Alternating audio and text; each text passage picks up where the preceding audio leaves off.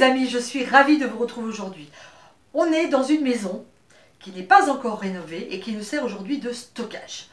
Cette maison, cette pièce ici, nous permet de stocker tous nos légumes frais, mais aussi tous nos légumes qu'on va conserver durant l'hiver. J'ai ici mes patates douces, par exemple. J'ai quelques pommes de terre, mais les autres sont dans une autre pièce. On a les noix, on a les oignons, les échalotes, on conserve des pommes, des châtaignes, et puis évidemment, vous le voyez derrière moi, toutes les conserves et tous les bocaux qu'on a fait cette année. Cette année a été une drôle d'année parce qu'il a fait très très chaud et les légumes ont poussé bizarrement. Ça s'est plus étalé dans la saison. Certains légumes sont montés en fleurs, donc ont donné moins de récoltes. D'autres ont été plus propices à cette chaleur. Je pense notamment aux aubergines.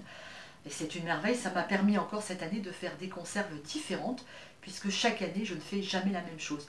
Je renouvelle mes stocks. Si je vois qu'il me reste beaucoup de sauce tomate de l'année précédente, eh bien j'en fais un peu moins. Si je vois que je n'ai pas de conserve d'aubergines, eh bien j'en fais. Et puis j'essaye toujours d'en faire un peu plus, parce que j'ai des filles qui viennent à la maison régulièrement et qui, quand elles repartent avec quelques bocaux de conserve à maman. Alors cette année, les placards n'ont pas été assez grands. J'avoue que j'ai dû en mettre un petit peu sur les côtés. Qu'est-ce que j'ai fait? Cette année, j'ai fait énormément de ratatouille parce que j'ai eu beaucoup de tomates, vous le voyez. Beaucoup de ratatouille, j'ai fait de la riste d'aubergines. Je vous l'ai dit, j'avais aussi énormément d'aubergines. Des conserves de tomates au naturel. Du maïs, quelle merveille! Cette année, j'ai pu faire des conserves de maïs. Ça, c'est absolument génial. Je suis ravie. Des haricots verts évidemment, des haricots jaunes. On a fait des tarbés. Je fais des conserves, j'en garde au sec, des haricots secs, mais j'en fais aussi en conserve. Quand on a une petite flemme l'hiver, on est content d'avoir juste un bocal à ouvrir. J'ai refait mon ketchup magnifique. On a des rougailles, on a de la sauce tomate pimentée, de la sauce tomate nature, de la sauce tomate à la viande hachée, on a des poivrons naturels, on a de la sauce basquaise. Ici, ça c'est génial, c'est mon confit d'échalotes et puis des petits pois. Ensuite, eh ben, je fais aussi des soupes. Donc ici de la soupe, soupe pistou, poireaux, carottes, pommes de terre. On a de la soupe tomate. Ici, je vous l'ai dit, ce sont mes haricots secs. Et puis là, on a ici toutes les confitures, les compotes et toutes les confitures que j'ai pu réaliser dans l'année.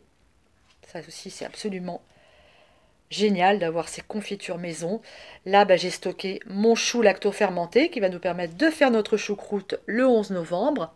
Cette année, énormément de pickles, de petites choses au vinaigre. Vous le voyez, mes capres, mes courgettes, les concombres à confire, les fameux, on en a parlé dans les vidéos de jardin, les pickles, les cornichons aigre doux, ça c'est délicieux dans les sandwichs et dans les burgers.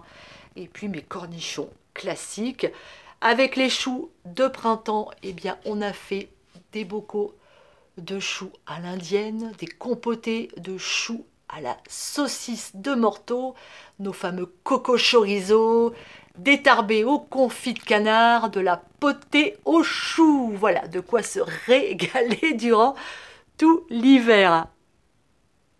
Mais c'est pas tout, puisque j'ai également quelques conserves dont je parle dans mon livre « Réussir mes conserves maison », des conserves que j'appelle semi-conserves, puisqu'elles ne sont pas stérilisées, elles se conservent au réfrigérateur. Je parle notamment de la purée d'ail, des sauces tomates et de mes fameuses herbes salées.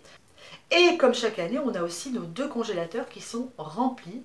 Un qui est réservé aux légumes et aux fruits, qui nous permettent de faire de bons petits plats durant l'hiver, les potées, le couscous, les desserts avec tous les fruits rouges, les soupes, et puis un autre congélateur dans lequel on stocke tous les plats préparés et les plats cuisinés, c'est-à-dire par exemple des moussaka, des gratins de pommes de terre, des gratins de courgettes, des gratins d'aubergines, gratins de chou-fleur, les tomates farcies, les concombres farcis, de la moussaka, enfin des tas de petits plats qui sont déjà prêts pour l'hiver.